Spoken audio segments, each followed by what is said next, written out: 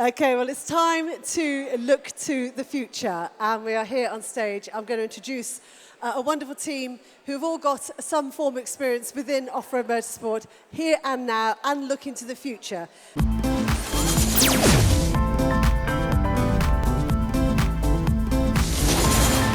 So what's changed in the last few years with the comp cars, in particular the speed cars out there in the French and the British Championships? Well, I think a big thing is the French are, a lot of English people are bringing some of the French cars, and then we've got the Polarises and the Can-Ams, and the big factor about that is all the reducing the weights and the suspension travel and the geometry is all moving on from away from what would have been derivative of the Land Rover product, and suspension design, suspension setup, diff setup, everything's moving forward. There's more availability of technology from likes of WRC, likes of the cars what are doing the Dakar, and that comes more available probably a couple of years down the line into what is Clubman Motorsport. So, Stacey, how can we best embrace social media? Do we do it well enough yet? I think it's really, really important just to remember not to be frightened of social media. It's pretty simple. Anybody that's coming out of school can do this. Any of you can do this. And the best people to tell your stories are you. You are your own ambassadors. I don't know what you do, but I want to know. Facebook, if you look at Facebook by themselves, that has a population of 2.4 billion people. They're all at your fingertips and you have access to them, and there is a new user every 6 seconds. Make one of those users you, because I want to hear all about you. But people want to go away with an image. They want to see an image and they want to follow an image, and that's one of the crucial bits. That's where social media really comes into its own. Social media gives you a platform of getting yourselves out there. So unfortunately at the moment we're not followed by the big television industries or anything like that, but you guys can make that happen by making what you do popular, and it will come in time. If we make a big enough noise about it, the TV crews will follow because they'll have to. Yeah, social media, as Stacey said, I mean, one of the guys, I think it was John Fife actually, wrote an article having been to a stage rally, and he said that cross-country motorsport in the UK is motorsport's best kept secret. You know, I mean, I've been in it nearly 30 years and I kind of tripped over it by accident, you know. Nowadays, there's no reason why anybody shouldn't know everything about what we do. When you see these posts on social media for anything and it says like and share, absolutely. When you like and share, suddenly, if you imagine social media is like a tree, and you've got one branch, every time you like and share, that post then is seen by everybody who's a friend or associated with you. So that could gain us access to another 20, 30,000 people. One of those people will go, I like that, I'm going to come and have a go. Either as a competitor, marshal, or it's a job for everybody in this game, I can tell you. So yeah, please like and share. So James, have you found using the internet really useful for what you do as well? Yeah, for what we do in social media is just massive. We're a fairly young company, and the amount of business and things you can create just through advertising what you do on social media, with especially if people that you know share your posts and friends sharing or other companies and things, it exponentially increases the amount of views, and getting that brand recognition out there is incredibly important for spreading what we do and the work quality that you can do, and creating the business. King of the Hammers, so 4 weeks before King of the Hammers, and the thing that's the most incredible about that is it's a desert. There is nothing there. So the crews that go out there and put this on, they just work phenomenally. And King of the Hammers can go out to an audience of 4 million people per day through social media alone. And we were watching it live for 6 hours a day. Forget your TV, they can do what they like with the licenses. We've got our laptops, so James, you'll have seen it, you've followed it every inch. Even with established events as the Dakar, they've got 10 helicopters chasing the race, which are also for medical sport and things as well. But they still haven't got the same amount of coverage that you get from Ultra 4. You can watch the entire race from start to finish, on various parts of the course, live cameras all around the course. It's the best access to any race. It's like watching F1. So. Oh, exactly, and we had a first with Dave Marsh everybody knows QT Services, Dave Marsh, Cornwall and Devon, brilliant go. And he went out there and we sponsored him with one little SIM card. That was our sponsorship. And he went out there, but he covered the Dakar on the start line. We had British coverage of our crews right there on the start line. And we're just a tiny little website. If we can do that, the world's your oyster. Yeah. Stacey. Absolutely. What can I say? I cannot advocate enough. If we can pull something like this together at a show and do this for one day only, you guys can do this with this audience every single day with 5 minutes per day, one post. And you can have the captive audience exactly the same as what we've got here, there, at your fingertips, in your hand. And John, for you, that's your way to get your events out there and promoted and shown, and that's how you get more entries, that's how you get better sponsors, and that's how we get a better show. Yeah, absolutely. I mean, without social media, we would struggle, absolutely without a doubt. And I mean, paper-based advertising, magazines and stuff still going today, but a lot of people say it's dead and the internet is the way forward. So if we had to rely on the paper articles, as you used to produce, in the old days, it has a cost, it's expensive, some of the smaller clubs couldn't afford it, you know, so as Stacey says, the internet is free. It's right there 24/7, it's free. There's nothing not to like about it. But for you two, on the vehicle design and engineering side, where's the future taking us as far as you're concerned? It's just constantly trying to push a boundary. We try and make a car faster, you try and make a car more reliable, and if you get both of them right, you're onto a winner.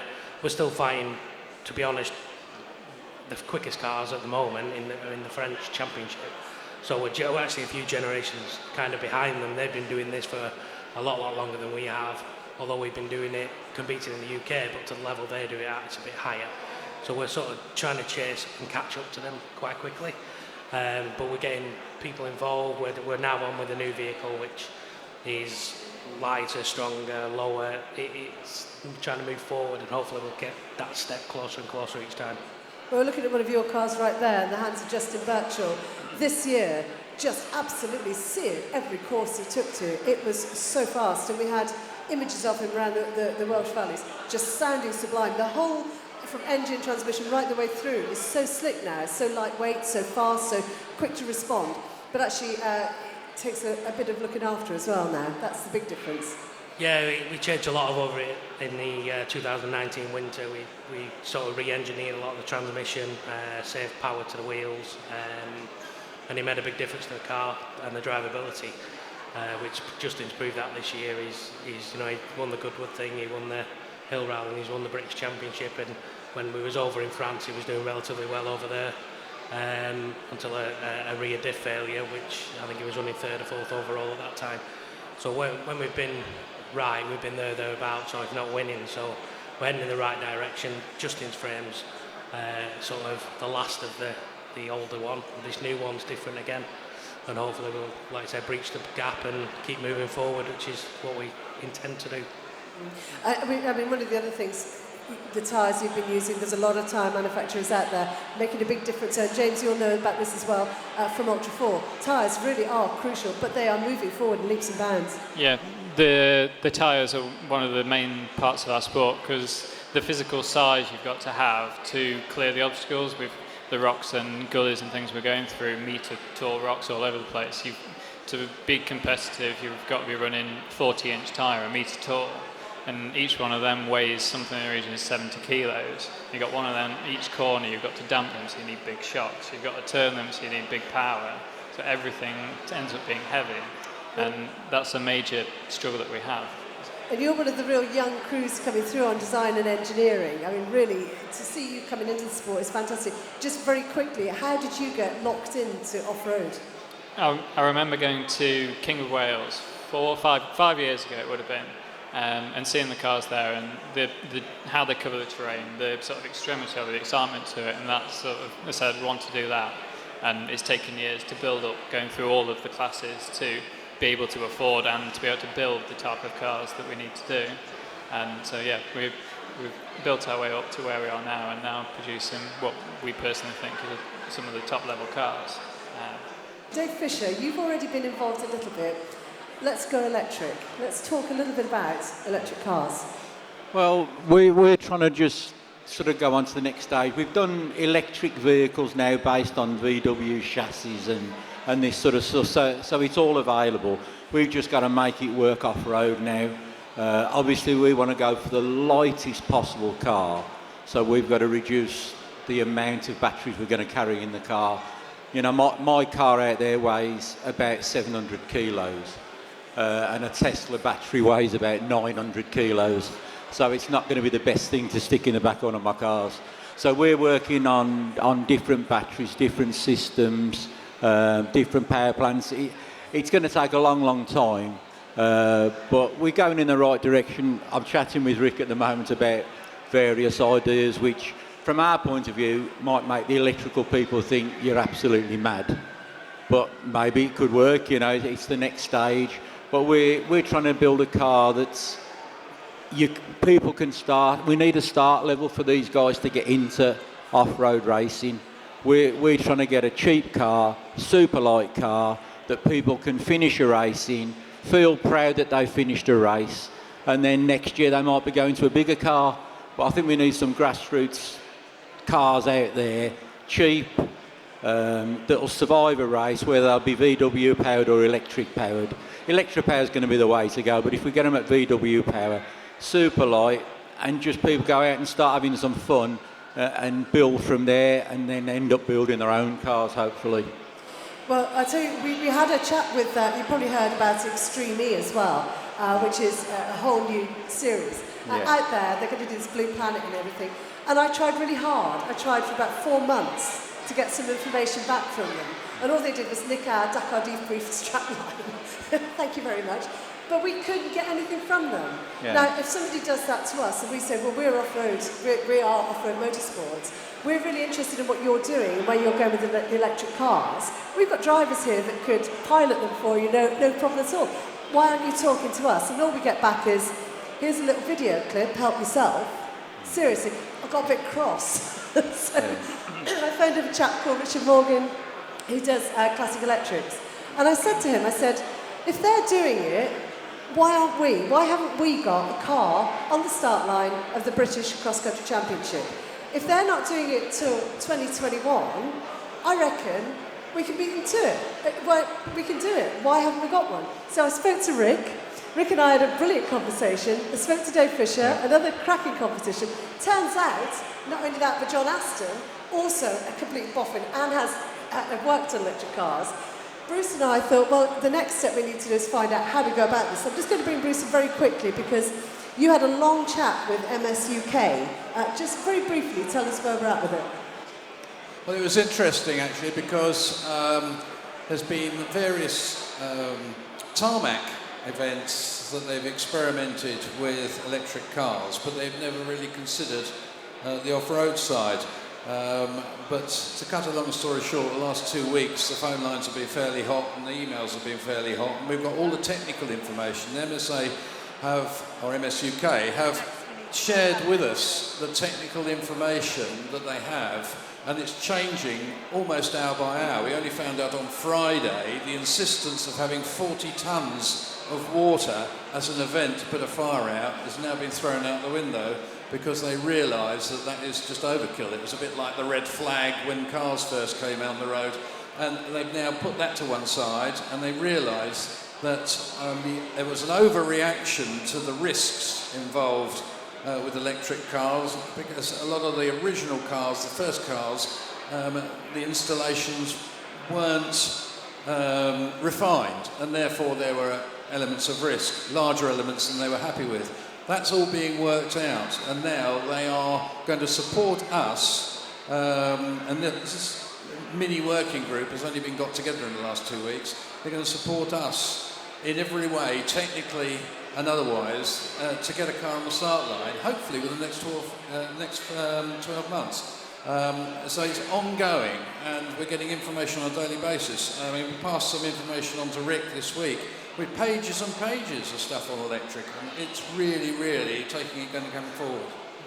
Well, thank you very much for stepping in there, Bruce, because I've seen all this going backwards and forwards. And like I said, we absolutely saw red, and we said, well, damn it, we'll do it ourselves. So first conversation with Rick Mann, absolutely intriguing, and it absolutely lit the fire for you, didn't it?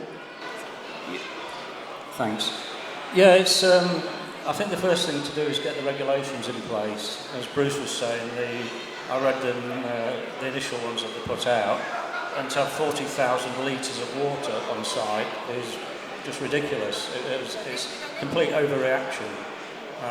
Getting all the marshals trained up, that'll be another thing. There's differences with electric cars, but if you were to come out with a petrol car now that no one had seen, petrol's inflammable, everyone would be terrified of it. So it's moving on. The other thing is now there's another generation that are growing up with electric cars. I mean, I love petrol engine, I'm a total petrol head. I was even drinking it the other day, I've siphoned some out and got a gobful, so not good. But now there's a generation who are into electric cars. It's you've seen it with Formula E, that's got a very, very big following. We've got all the government initiatives about what's going to happen in the future. Petrol, diesel will be banned, blah, blah, blah, enough of that. So I think really it's something we should be looking at. And in terms of starting off, take an existing chassis, look at the battery technology, how can we adapt it to our sport? Charging's a problem. Do we need to have, as Dave says, 900 kilos of batteries for doing 10 miles? So can we have a smaller cassette battery system that you can change a battery after every lap? So it would just be like having a jerry can of fuel. You'll have a block of batteries that you'll plug in.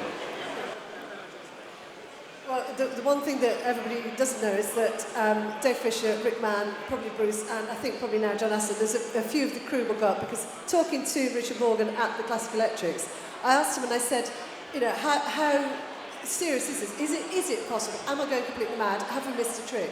And I said, how can we persuade people to go electric, and is it viable? And he said, well, I don't do it because I should, because it's green. He said, I do it because it makes a better car. He said the torque, the power, the speed, everything is so much better. If you take a Defender and you take out all the gearing, you take out the full fuel tank and everything, you put your very little difference in weight. And he's invited a team up to go and drive some of the vehicles that he's already created. And I think also, Dave, you've been trying little bits and bobs as well with probably Motor, haven't you? Yeah, we're working along with a company now that are promoting electric cars on a VW-based chassis. We've come along. We've had a lot of problems, but you can overcome the problems. You just need to get the right people together. As I said, with battery sizes, the weight distribution, just how much power you need and the range you need. Me and Rick have been talking this morning. If we can just get a nice battery and cut it into 4 pieces and use one in between each lap, it will be fine. But that technology is there. It's just people have got to sit down and talk about it, and I'm sure it'll come, I would think, this year. Well, what we do know is at the moment the whole battery scene is not brilliant, but there's also hydrogen, but we have to start somewhere. James, looking to Ultra 4, massive, big, sort of heavy metal cars out there, huge. Do you think it's got a place out there? I actually think Ultra 4 is quite suited to an electric vehicle. Me and my business partner have personally discussed it about looking into designing one. The major failures at the moment with an Ultra 4 car, or the failure points, are the gearbox, the rear diff. They see a hell of a lot of load. So that's a point that you can improve on, especially with an electric motor. But also the joy of Ultra 4 is that it is unlimited. We have a very small set of regulations, a very small set of rules, and I believe a few years ago they did do a cash prize for King of the Hammers. If you entered an electric car and finished, it was $1 million prize, which is an incredible incentive, and that might push people more towards it. And as well, we already have heavy cars. The lightest car in the series is 1,800 kilos, and a lot of that is your axle, your engine gearbox combination, and so we're not as much of a disadvantage on the weight point, and making a removable battery pack is simple. So John Aston, British Cross Country Championship, really coming back into the fore now. Can you see an electric car on the start line, however we do it, somehow, some way? Absolutely. I mean, we've already this year added an extra class into the championship for 2-wheel drive cars. and when the electric ones come out, we will gladly add them. For me, more competitors is better, so realistically, whatever they turn up in, we'll find a way for them to race. But it is the future, and I was talking to Rick earlier on. I had a concept for an electric car nearly 5 years ago, and my vision was basically what is a Polaris now within wheel motors. We even signed the NDA with the manufacturer for all the motors and the data as well, but at that time it was £12,000 a corner. It was prohibitively expensive to do the R&D work, so I kind of forgotten about it, if you will.